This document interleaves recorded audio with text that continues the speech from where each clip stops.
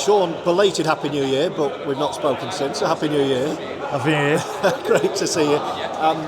We're recording this on a Thursday night at training ahead of a game on a Sunday that's threatened by the weather. How difficult is this time as a head coach?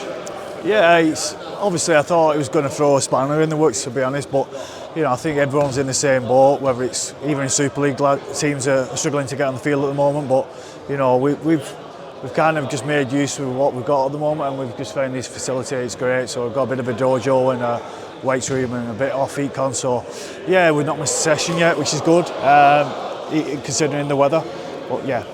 How much can you plan for this? Because I know, speaking to a lot of the players and seeing them in training, they want to play, they want these games, they want to play in the Law Cup, they want to play against Wigan, they're hoping all these games they're going to get the green light.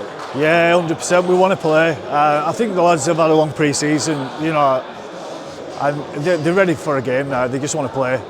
We're sick of bashing each other, so it's good to get the lads who's come in, from other clubs and play. Get used to our system, and then you can watch the game and tidy up a few things going forward, because we're actually not where we want to be at the moment. There's still things we need to work on with our offence. Defence is pretty good, but there's some new things we've brought in and we need to change, and it's just getting the time on the field with the lads. Obviously it's been a bit hectic the last couple of weeks, but I think once you start playing and the lads are keen to play a game, they're just over pre-season, they just want to play, so then you start fixing things throughout the week and going forward then against Rochdale and then the Wigan and then the Challenge Cup. One thing I have noticed is how well this squad has gelled. It's something that struck me last year.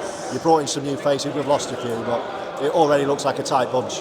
Yeah, they're a great set of lads. Honestly, we had a good year last year. We kept most of the players from last season, but we just added players who's been in this situation before, and good leaders as well, and they've fitted in really good. There's a good vibe in the camp, and everyone just cracks on with training, and it's brilliant for me.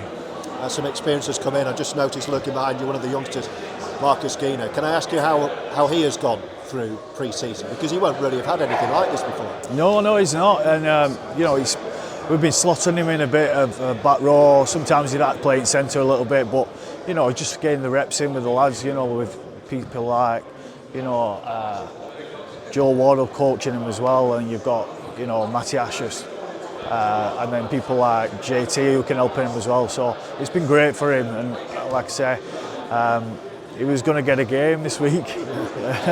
We all depending on weather and stuff like that, so we'll see how we go. And you mentioned just finally the venue, very, very impressive. This is the HQ for British Taekwondo, right? So it's quite something. I've not been in here before. No, we've been here last week or week before, just on the 3G, and then we bobbed our head in.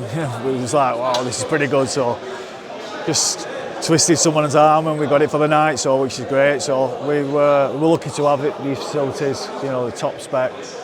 So we'll pull through the paces tonight, and they should be ready for Sunday. I guess it's quite a good place to twist someone's arm, a Taekwondo HQ, but there you go.